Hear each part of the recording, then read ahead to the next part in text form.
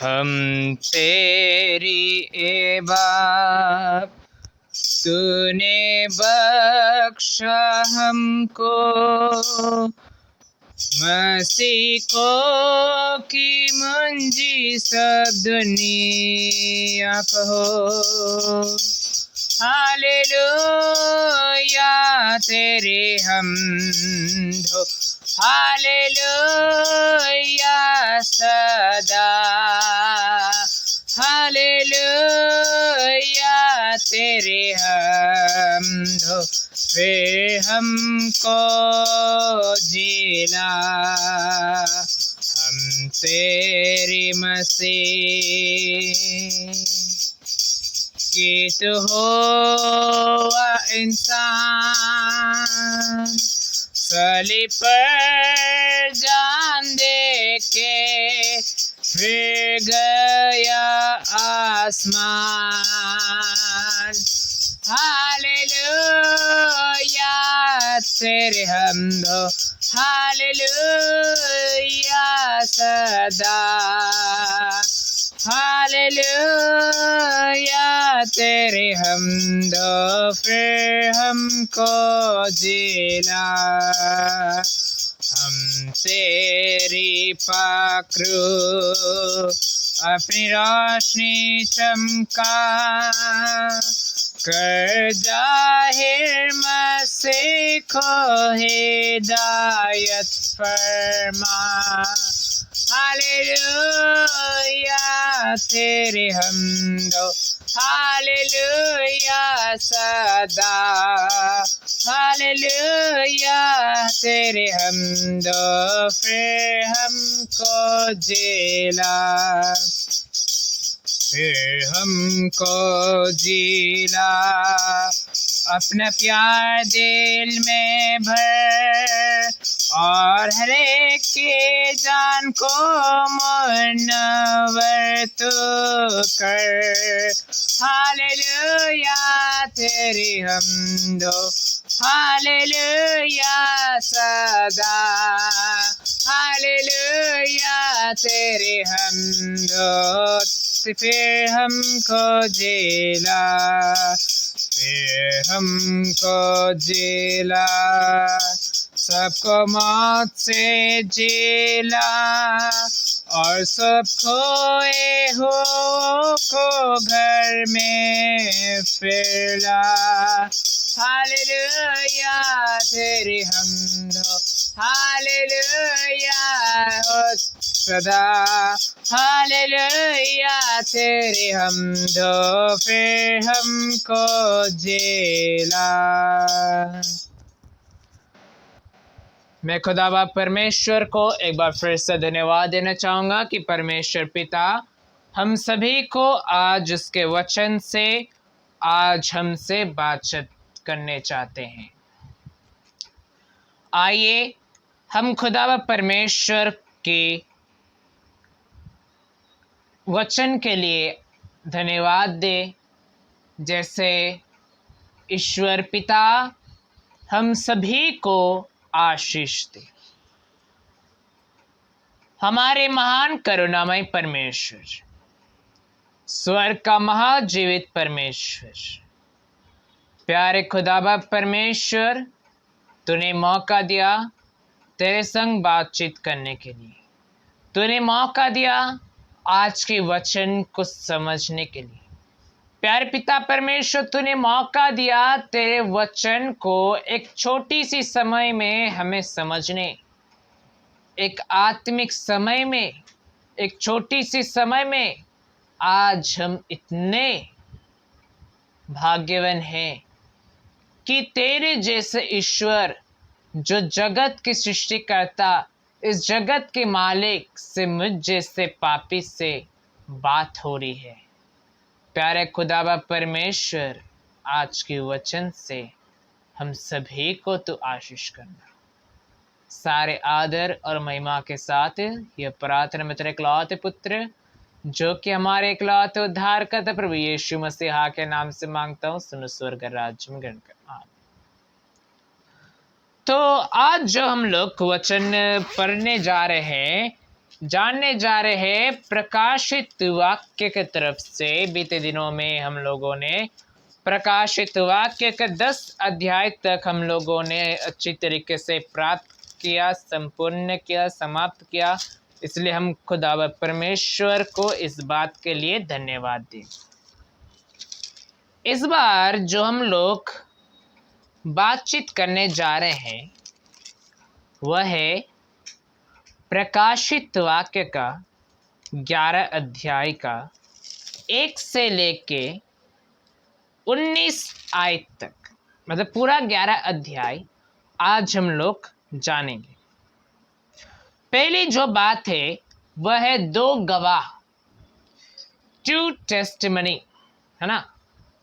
2 गवाह के विषय में, ठीक लिखा है, फिर मुझे नापने के लिए एक सरकंडा दिया गया और किसी ने कहा परमेश्वर के मंदिर, किसी ने कहा उठ परमेश्वर के मंदिर और वेदी उसमें उपासना करने वालों को नाप ले, पर मंदिर के बाहर का आंगन छोड़ दे, उसे मत नाप, क्योंकि वह अन्य जातियों को दिया गया है और वे पवित्र नगर को 42 महीने तक रोदेंगी।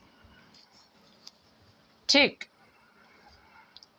जब हम लोग इस बात को पढ़ते हैं हम लोग एक बात जो है सिंबलाइज करने पाते हैं, अर्थात पिता परमेश्वर जो है इस जगत में जब अपने बेटे को पहली बार अर्पित किया था,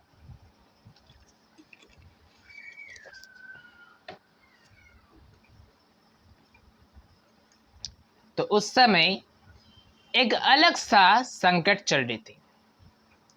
हम सभी को जानते होंगे कि उस समय जो है राजा हेरोद की समय थी, और उस समय जो नियम है ना, कोई पुत्र जन्म लेता है तो उसे मार दिया जाता है, ये नियम चल रही थी, है ना।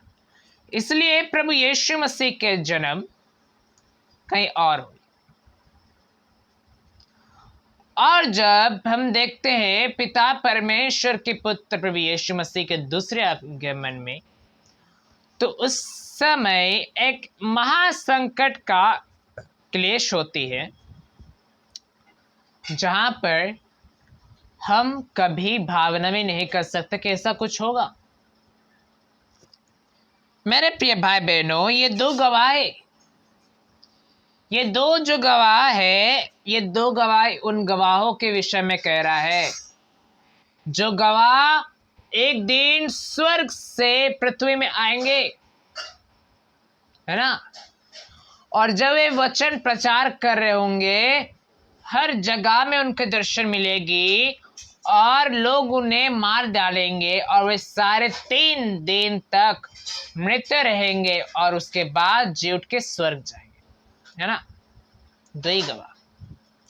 लेकिन ये 2 गवाह कौन है? जब हम लोग अधिक जानकारी करते हैं, लिखा है, मैं अपने 2 गवाहों को यह अधिकार दूंगा कि टाट ओढ़े हुए 1260 दिन तक भविष्यवाणी करे। कितना दिन? 1260 दिन। 1260 दिन मतलब 1260 दिन, है ना। 1260 दिन अर्थात कितना साल तक वे लोग वचन प्रचार करें। हमारे नियमित रूप से एक साल में 365 दिन होती है ना। 3 साल कितना हुआ?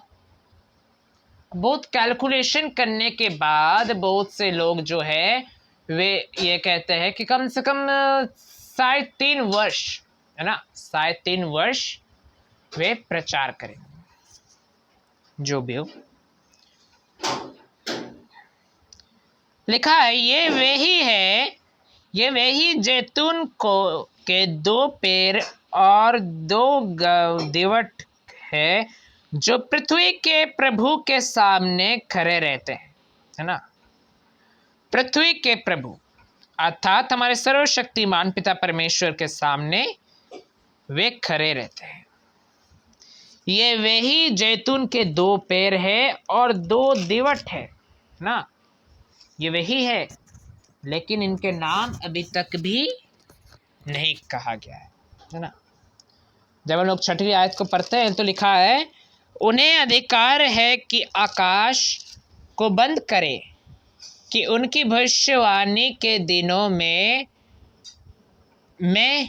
ना बरसे, और उन्हें सब पानी पर अधिकार है कि उसे लहू बनाए, और जब जब चाहे तब तब पृथ्वी पर हर प्रकार की विपत्ति लाए। इतना पावर है। कौन है वे? जब हम लोग आगे इस बात को पढ़ते हैं, है ना, इस बात को पढ़ते हैं तो लिखा है 9वां आयत में, सब लोगों और कुलों और भाषाओं और जातियों के लोग उनके शवों को सारे 3 दिन तक देखते रहेंगे और उनके शवों को कब्र में रखने ना देंगे। ठीक, वे जब सच्चाई को सामने लाएंगे तब उनको मार डालेंगे, लेकिन उनकी कब्र नहीं होगी। उनकी बॉडी आपके आंखों के सामने ही रहेगा, लेकिन सारे 3 दिन तक, उससे ज़्यादा नहीं, सारे 3 दिन तक 3.5 days तक उनके बॉडी वहीं रहेगी, और उसके बाद वे स्वर्ग जाएंगे। ठीक, आगे देखिए क्या लिखा है 11वीं आयत में। लिखा है, परंतु सारे 3 दिन के बाद परमेश्वर की ओर से जीवन का सांस उनमें बैठ गया, और वे अपने पाँव के बल खड़े हो गए, और उनके देखने वालों पर बड़ा भय छा गया। अब सारे 3 दिन के बाद जब वो 2 गवाह खड़ा हुए, तब जो उनके सामने थे वे डर गए, है ना। जब प्रभु यीशु मसीहा लाजर को 3 दिन बाद जिलाया था, तब लोग डर गए, क्योंकि जो लाजर जिसका शरीर पिघलने वाली थी, सड़ने लगी थी, बदबू आ रही थी, वो शरीर में उसका जान कैसे आई? जो प्रभु यीशु मसीहा 3 दिन बाद मृतकों में से जी उठे, मरियम मगदलिनी, मरियम, मार्था मरियम, हर एक व्यक्ति को इस बात की डर हो गए थे कि कैसे प्रभु यीशु मसीहा जी उठे, है ना। ठीक है, वैसे यहाँ पर भी उन्हें हुई थी।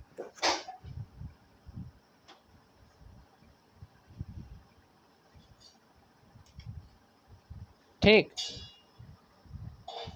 और 13वीं आयत में लिखा है, फिर उसी घड़ी एक बड़ा भूकंप हुआ और नगर का 10वां भाग गिर पड़ा, और उस भूकंप से 7,000 मनुष्य मर गए और शेष डर गए और स्वर्ग के परमेश्वर की महिमा की। दूसरी विपत्ति बीत चुकी, देखो तीसरी विपत्ति शीघ्र आने वाली है। यह था 2 गवाहों के विषय में, समझे, 2 गवाहों के विषय में।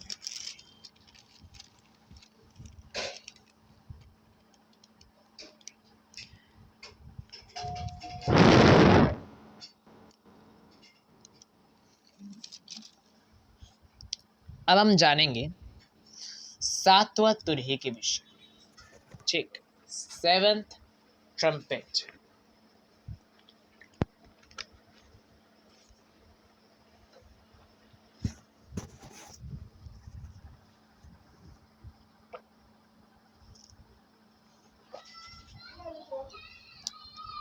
15वें आयत में ऐसा लिखा है, जगत का राज्य हमारे प्रभु का है और उसके मसीह का हो गया और वह युगानुयुग राज्य करेगा। ठीक, अर्थात परमेश्वर जगत की कौन है? जगत का राज्य किसका है? प्रभु का और मसीह का, है ना। और वे युगानुयुग राज्य करेंगे। इसका अर्थ क्या है? ये तो हम लोग जानते हैं ना कि प्रभु यीशु मसीह एवं सर्वशक्तिमान पिता परमेश्वर का राज्य है और वे अनंत काल तक राज्य करेंगे। तो इसमें क्या बड़ी बात है? जब हम लोग निर्गमन की पुस्तक उसका 15 अध्याय 18वीं आयत में पढ़ते हैं, लिखा है, यहोवा सदा सर्वदा राज्य करता रहेगा। हाँ, उन्हीं का दुनिया है, वही सृष्टि की है, वही रहे। 18वीं आयत जब हम लोग आखिरी 2 लाइन को पढ़ते, लिखा है, उन छोटे बड़ों को जो तेरे नाम से डरते हैं बदला दिया जाए और पृथ्वी के बिगाड़ने वाले नष्ट किए जाए। क्या कह रहा है? पृथ्वी के बिगाड़ने वाले। आज हम देख रहे हैं पृथ्वी को बिगाड़ने वाले बहुत से लोग हैं। हम में से बहुत से लोग हैं जो पृथ्वी को बिगाड़ते हैं, है ना। पृथ्वी कैसे बिगाड़ती है? आज हम लोग फैक्ट्री खोल के हैं, है ना। आज हम लोग लड़ाई झगड़ा कर रहे हैं। आज हम लोग जितने भी पाप कर रहे हैं, ये पृथ्वी को दुख पहुंचती है, पृथ्वी को संकट पहुंचती है। और इन्हीं पापों के कारण में प्रभु यीशु मसीहा जल्दी आने के लिए तैयार करते हैं। हम जब इस बात को पढ़ते हैं, बहुत सी बातें जो हमारे बीच में है, लिखा है 19वें आयत में, तब परमेश्वर का जो मंदिर स्वर्ग में है वह खोला गया और उसके मंदिर में उसके वचा का संदूक दिखाई दिया और बिजलियां और शब्द और गर्जन और भूकंप हुए और बड़े ओले पड़े। जब 7वां तुरही बजी, 7वां तुरही बजते ही ये चीज संपूर्ण हुआ कि 7 तुरहियां बज गई। और जब आखिर में 7 तुरहियां बजी तो उस समय बिजलियां, गर्जन, भूकंप और बड़े बड़े ओले गिरते हुए ये प्रमाणित हुए कि प्रभु यीशु मसीह अब आ रहे हैं। तो हमें क्या करना है? हमें तैयारी अपने आप को करना है। जब हमारे घर में कोई परमेश्वर के सेवक, चाहे वो फादर हो, पास्टर हो, है ना, ब्रदर हो, इवेंजलिस्ट हो, कोई आते हैं तो हम अपने घर को सजा के रखते हैं, अपने कपड़ों को सजाते हैं, उनके लिए तैयारी करते हैं कि वैसे हमारे प्रभु यीशु मसीह हमें लेने आ रहे हैं, है ना। तो हमें शरीर में नहीं, अपने आत्मा को तैयार करना है, क्योंकि ये जो शरीर है ये एक टेम्पोररी शरीर है। ये शरीर हमें यहाँ पर ही छोड़ के जाना है ना। ये शरीर को हमें यहाँ पर ही छोड़ के जाना है। ये शरीर मिट्टी में मिल जाएगी, लेकिन हमारी आत्मा जो है हमारे शरीर से निकलकर परमेश्वर के पास पहुंच जाएगी। इसलिए हमें क्या करना है? अपने आत्मिक जीवन में तैयारी करना है। यही परमेश्वर आज के वचन के से द्वारा कहना चाहता है। परमेश्वर उसके पवित्र वचन के द्वारा सभी को आशीष दे। प्रभु का नाम महिमामय हो। सभी को जय मसीह की।